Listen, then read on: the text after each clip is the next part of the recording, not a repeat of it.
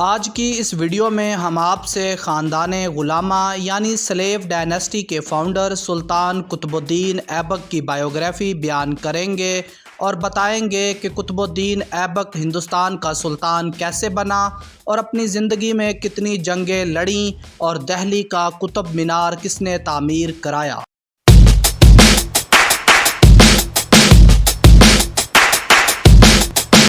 قطب الدین ایبک ایک ترک النسل غلام تھا جس نے اپنی ابتدائی تربیت قاضی فخر الدین کے پاس پائی۔ جب قاضی فخر الدین کا انتقال ہوا تو ان کے بیٹے نے قطب الدین کو کسی سوداگر کو بیچ دیا۔ سوداگر نے قطب الدین کو سلطان محمد غوری کو تحفے میں دے دیا اور یوں قطب الدین ایبک بکتا بکاتا غزنی کے سلطان کے پاس پہنچ گیا۔ تاریخ فرشتہ میں لکھا ملتا ہے کہ قطب الدین ایبک کی ایک ہاتھ کی چھوٹی انگلی ٹوٹی ہوئی تھی، جس وجہ سے سلطان اور اس کے درباری قطب الدین کو ایبک کہا کرتے تھے اور آہستہ آہستہ یہ لفظ ایبک قطب الدین کے نام کا حصہ بن گیا۔ 1192 عیسوی میں جب سلطان محمد غوری نے ترائن کی دوسری جنگ میں پرتھوی راج چوہان اور دوسرے کئی راجاؤں کو شکست دی تو اس نے کوہرام اور سمانہ کے علاقوں پہ قطب الدین ایبک کو سپہ سالار مقرر کر دیا اور خود واپس غزنی چلا گیا۔ اس کے بعد قطب الدین نے دہلی پہ حملہ کیا تو دہلی کے راجپوتوں نے خوب ڈٹ کے مقابلہ کیا اور زبردست جنگ ہوئی، لیکن جلد ہی راجپوتوں کے حوصلے ختم ہو گئے اور وہ بھاگ کے قلعے میں چلے گئے۔ قطب الدین نے قلعے کا محاصرہ کر لیا، لیکن کچھ ہی دنوں بعد راجپوتوں نے دہلی کا قلعہ قطب الدین کے حوالے کر دیا اور بدلے میں اپنی جانوں کی حفاظت طلب کی۔ دہلی فتح کے ایک سال بعد نہرولا کے راجا نے ہانسی کے قلعے پہ حملہ کر دیا۔ ہانسی کے قلعے پہ اس وقت مسلم صوبیدار نصرت الدین تعینات تھا۔ نصرت الدین نے قلعے کا دروازہ بند کر لیا تو راجا نے قلعے کا محاصرہ کر لیا۔ جب قطب الدین کو نہرولا کے راجا کی خبر ملی تو وہ فوراً ہانسی کی طرف چل پڑا اور ہانسی کے قلعے کے باہر ایک زبردست جنگ ہوئی جس میں ہندو راجا کو شکست ہوئی اور وہ میدان جنگ سے بھاگ کے نہرولا چلا گیا۔ ہانسی کی مہم کے ایک سال بعد قطب الدین نے کول شہر پہ حملہ کیا اور وہاں سے بے بہا مال غنیمت حاصل کیا۔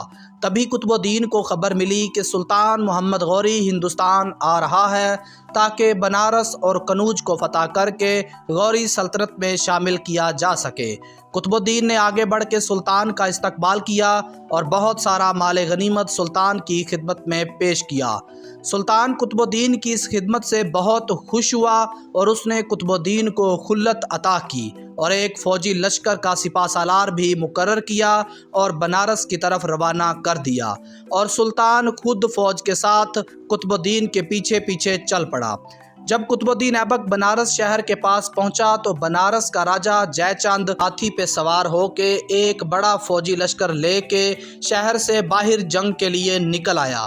جب دونوں فوجوں کے درمیان جنگ شروع ہوئی تو میدان جنگ تلواروں کے ٹکرانے سے گونجنے لگا، سپاہی بہادری سے لڑنے لگے، مگر تبھی ایک تیر راجا جے چند کی آنکھ میں جا لگا جس سے راجا جے چند ہاتھی سے گر گیا اور وہیں اس کی موت ہو گئی۔ جے چند کے مرتے ہی ہندو فوج میدان جنگ سے سرپٹ دوڑنے لگی اور قطب الدین ایبک نے بنارس شہر فتح کر لیا۔ بنارس سے لے کے بنگال کی سرحد تک قطب الدین ایبک نے تمام شہر فتح کیے۔ کتاب تاریخ فرشتہ کے مصنف قاسم فرشتہ لکھتے ہیں کہ اس مہم میں قطب الدین نے 1000 مندروں کو توڑ دیا اور بے شمار مال غنیمت اکٹھا کیا۔ بنارس فتح ہوا تو سلطان محمد غوری بھی بنارس پہنچ گیا۔ بنارس پہنچ کے سلطان نے بنارس کا چارج حسام الدین کو دے دیا اور خود بے شمار مال غنیمت کے ساتھ جو 4000 اونٹوں پہ لدا ہوا تھا واپس غزنی چلا گیا۔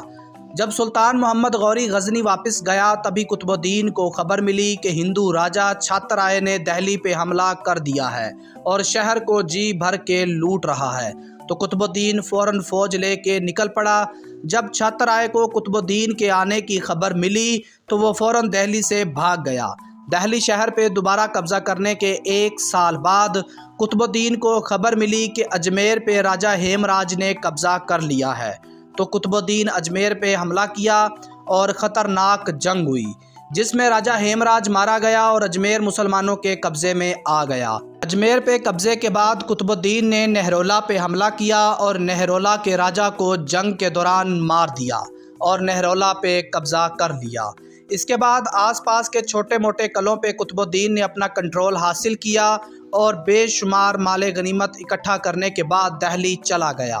دہلی پہنچ کے قطب الدین ایبک نے دہلی میں ایک جامع مسجد تعمیر کرائی اور ایک جشن بھی منعقد کیا، کیونکہ انہی دنوں قطب الدین ایبک غزنی اپنے سلطان سے ملنے گیا تھا اور وہیں بیمار ہو گیا۔ سلطان نے شاہی طبیبوں سے قطب الدین کا علاج کرایا اور جب قطب الدین صحت یاب ہوا تو سلطان نے قطب الدین کا نکاح تاج الدین یلدوز کی لڑکی سے کرا دیا، اور جب وہ واپس دہلی پہنچا تو اس نے جامع مسجد تعمیر کرائی۔ مسجد تعمیر کرانے کے بعد قطب الدین ایبک بیانہ کا قلعہ فتح کرنے کی تیاریاں کرنے لگا۔ ابھی وہ تیاریوں میں مصروف ہی تھا کہ سلطان محمد غوری بھی ہندوستان آ گیا، تو قطب الدین نے سلطان کا استقبال کیا۔ سلطان بھی بیانہ کا قلعہ فتح کرنے کی نیت سے ہندوستان آیا۔ پھر دونوں نے مل کے قلعہ بیانہ پہ حملہ کیا اور بیانہ کا قلعہ فتح کر لیا۔ بیانہ کی فتح کے بعد قطب الدین نے گوالیار پہ حملہ کیا تو گوالیار کے راجہ نے لڑنے کے بجائے صلح کر لی اور ٹیکس دینے پہ راضی ہو گیا۔ گوالیار اور بیانہ کی فتح کے بعد سلطان محمد غوری غزنی واپس چلا گیا، جبکہ قطب الدین ایبک دہلی چلا گیا۔ ابھی قطب الدین ایبک دہلی پہنچا ہی تھا کہ اسے خبر ملی کہ ہندو راجہ اکٹھے ہو کے اجمیر پہ حملہ کرنے کا پلان بنا رہے ہیں، تو قطب الدین فوراً نہرولا کے قلعے پہ پہنچا، جہاں سے بغاوت سر اٹھا رہی تھی۔ نہرولا میں ایک زبردست جنگ ہوئی جس میں قطب الدین زخمی ہو گیا اور قطب الدین کے سپاہی اس کو لے کے اجمیر چلے آئے۔ ہندو راجاؤں نے اجمیر پہ حملہ کر دیا اور یہ لڑائی 3 مہینوں تک جاری رہی۔ تبھی سلطان محمد غوری کو ہندوستان کے حالات کی خبر ملی تو اس نے ایک بڑا فوجی لشکر قطب الدین کی مدد کے لیے روانہ کر دیا۔ تبھی ہندوؤں نے اجمیر کا محاصرہ چھوڑ دیا اور بھاگ گئے۔ اجمیر کے دفاع کے 2 سال بعد قطب الدین نے گجرات پہ حملہ کیا اور گجرات کا قلعہ بھی فتح کر لیا۔ اس کے بعد آس پاس کے چھوٹے موٹے قلعہ فتح کیے اور بہت سارا مال غنیمت سمیٹنے کے بعد دہلی واپس چلا گیا۔ گجرات کی فتح کے 6 سال بعد 599 ہجری میں قطب الدین نے کالنجر پہ حملہ کیا۔ کالنجر کے راجہ نے اولن جنگ کی۔ جب شکست ہوئی تو وہ بھاگ کے قلعے میں چلا گیا اور دروازے بند کر لیے۔ قطب الدین نے قلعے کا محاصرہ کر لیا۔ کچھ عرصے بعد راجہ صلح کے لیے مان گیا، مگر تبھی راجہ کی موت ہو گئی اور کالنجر کے نئے راجہ نے صلح سے انکار کر دیا، کیونکہ قلعے کے اندر سے ایک پانی کا چشمہ پھوٹتا تھا، جس وجہ سے قلعے میں پانی کی کمی نہیں ہوتی تھی۔ راجہ نے سوچا کہ اگر قطب الدین باہر بیٹھا بھی رہے تو کوئی فرق نہیں پڑتا، اس لیے اس نے قلعے میں بند ہو کے دروازے بند کر دیے، مگر تبھی چشمہ سوکھ گیا اور راجہ مجبوراً صلح کے لیے مان گیا اور اس نے قطب الدین ایبک کے سپرد یہ قلعہ کر دیا۔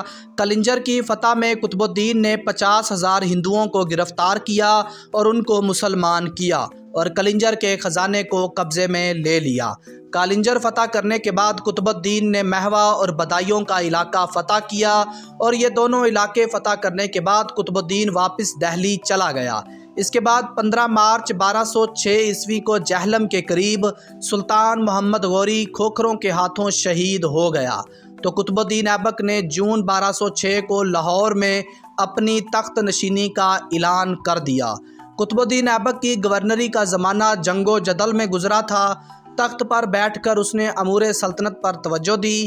اس کا بیشتر وقت اپنی نئی اسلامی سلطنت میں امن و امان قائم رکھنے میں گزرا۔ ہندوستان کے حکمران کے طور پر تسلیم کیے جانے کے بعد قطب الدین نے نئے علاقوں کو فتح کرنے کے بجائے پہلے سے اپنے کنٹرولڈ علاقوں میں اپنی حکمرانی کو مضبوط کرنے پر توجہ دی۔ قطب الدین ایبک نے دہلی کا قطب مینار تعمیر کرایا۔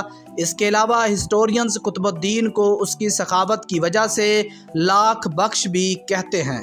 سلطان قطب الدین ایبک 60 سال کی عمر میں نومبر 1210 میں لاہور میں پولو کھیلتے ہوئے گھوڑے سے گر کر انتقال کر گئے اور انارکلی بازار میں ایبک روڈ میں دفن ہوئے۔